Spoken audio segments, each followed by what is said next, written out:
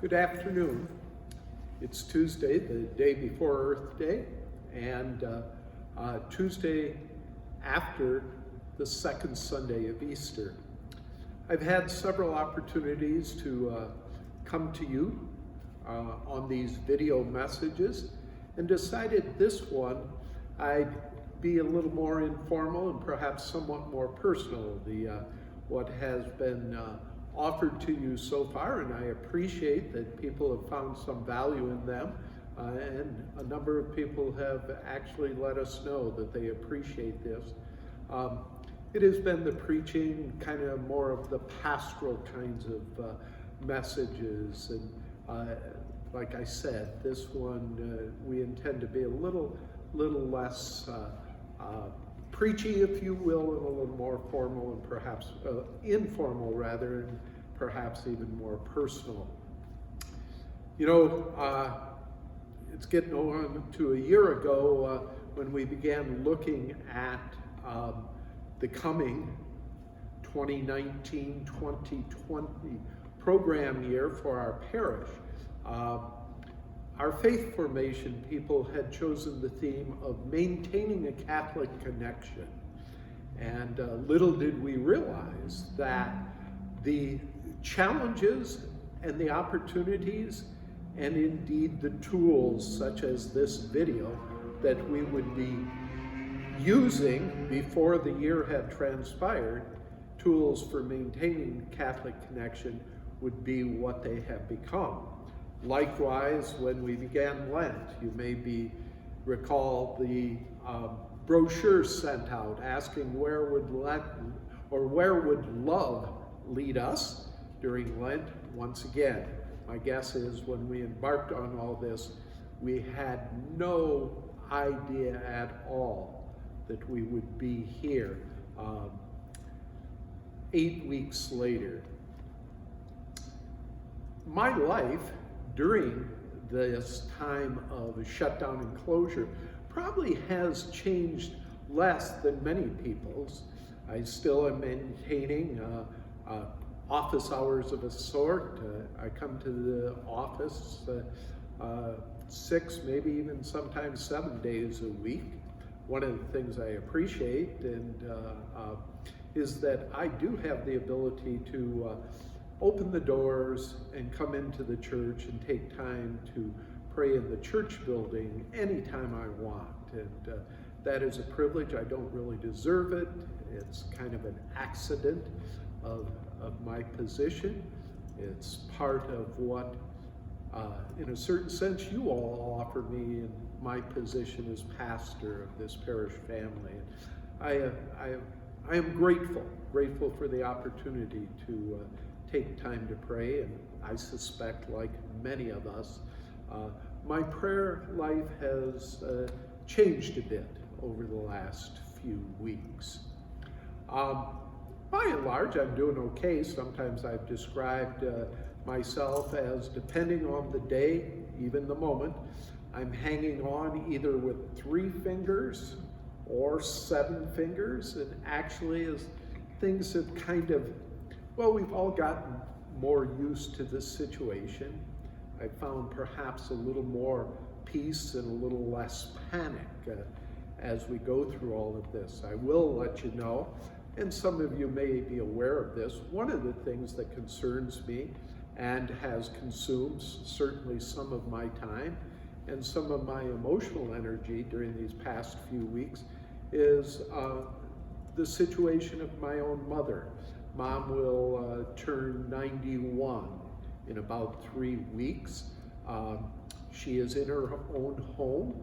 She arrived back after about a month in rehab just before things got all shut down. She's in her own home, but she has 24/7 care. And initially, a lot of the concerns had to do with her vulnerability to contagion, and obviously at 90 plus and not in the greatest of health, she would be highly vulnerable to the disease that is passing among us.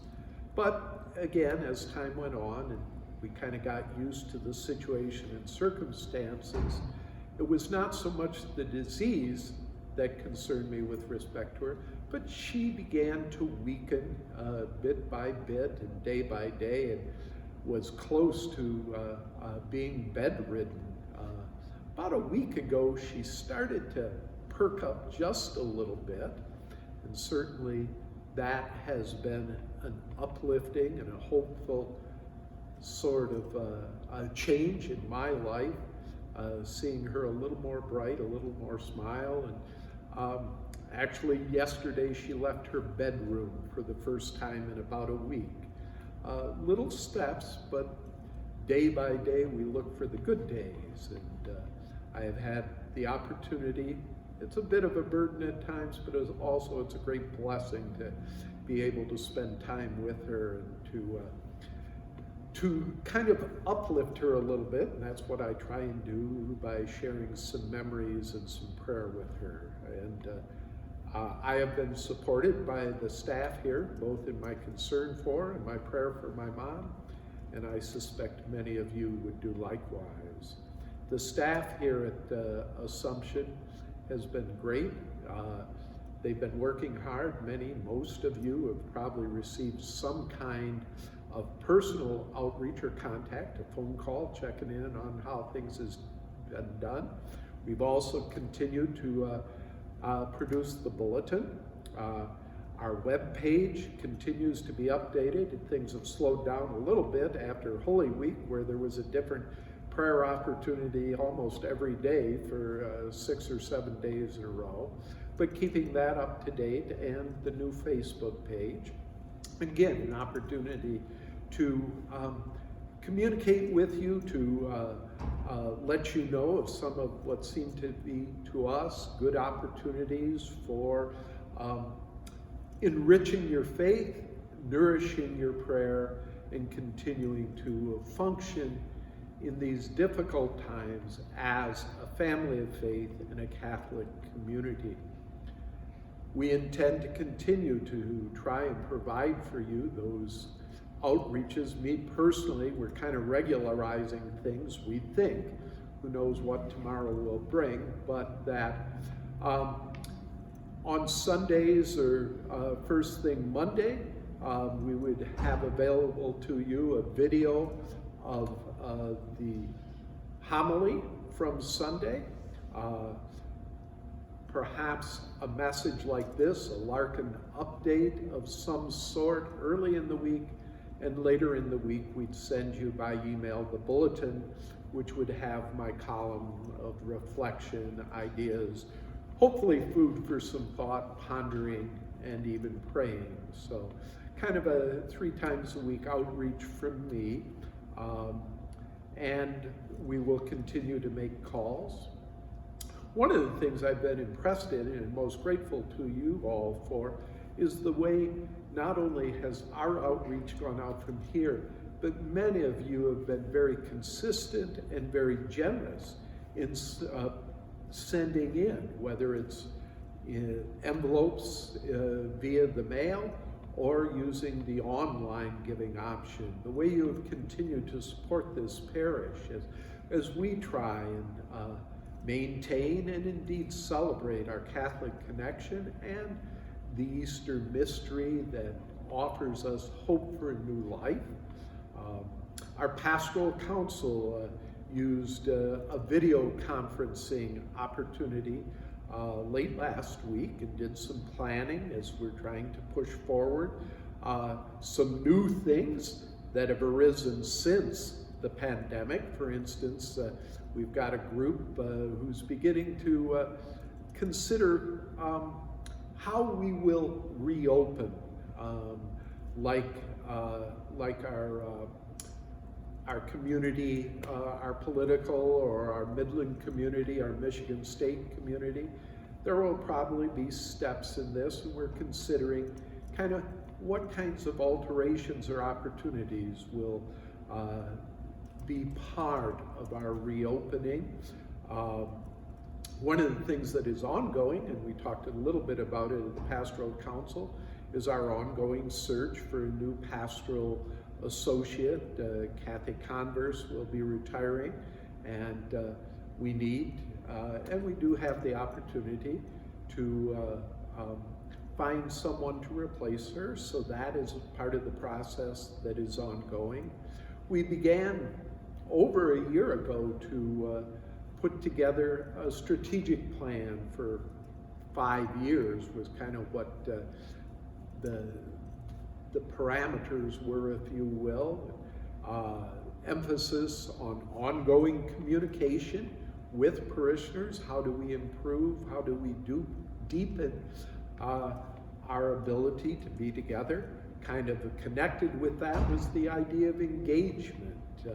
We are called to be a family, called to be a Eucharistic community, called to be the body of Christ. And this seems in each of these images to entail not show up and leave, not anonymity, it's hard to say, but rather a kind of engagement and indeed even involvement, compassion, care, concern, generosity, a willingness to forgive, and a unity and service of our larger community. And so how do we continue to enhance and that engagement that we have as members of this one parish family?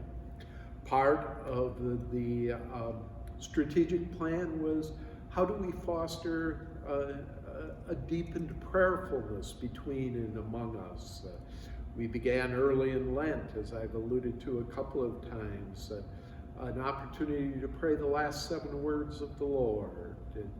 And there's other ways too, and again, as I suggested earlier, I think many of us have altered, deepened our praying as, life has changed. Life has changed for all of us. And we've all found, I suspect, and I know I personally have, some fears, as I said, about my own future.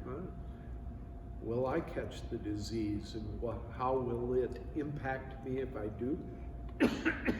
He said as he coughs into his elbow appropriately. How would it impact my mom, for instance? How would it impact family and the people who I am closest to, and how will it impact our fears that probably were not quite so real 6 weeks ago? Those fears perhaps move us to turn to the one who comes into the upper room and says, "Peace be with you, do not be afraid." So prayerfulness, I think, has perhaps changed some.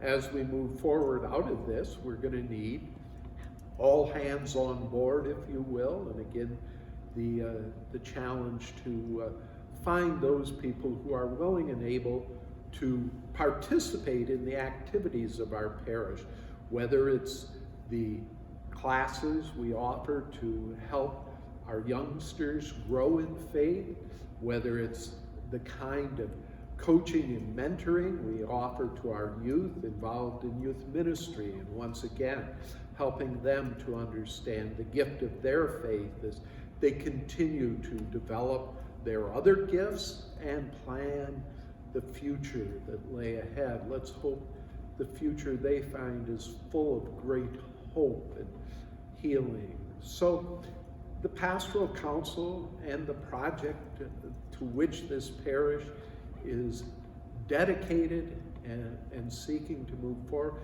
these go on in various ways and realms. And so once again, I want to thank you for your interest, your involvement, indeed your engagement in the parish. I want to thank you for your support for the parish in all the ways that you offer that support. I want to assure you of my, and on behalf of the staff here, our continued prayer for you, for your families, and for the future that lay ahead for all of us.